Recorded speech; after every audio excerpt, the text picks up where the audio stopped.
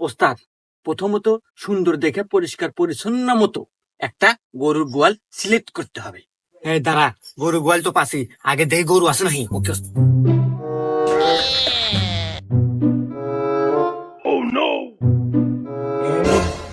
গরু আছে, গোয়াল ঘর তো পেলে আমি।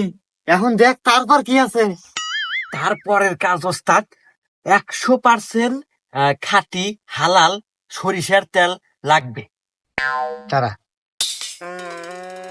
এই যে খাঁটি সরিষার তেল নিয়ে আসি। হ্যাঁ, তারপর তারপর তারপর হচ্ছে এটা পরিপূর্ণভাবে সারা শরীরে ভালোভাবে মালিশ করতে হবে। আচ্ছা, মালিশ করবানে। তারপর তারপর তারপর হচ্ছে খুবই সতর্কতার সহিত সেই গোয়ালে প্রবেশ করতে হবে।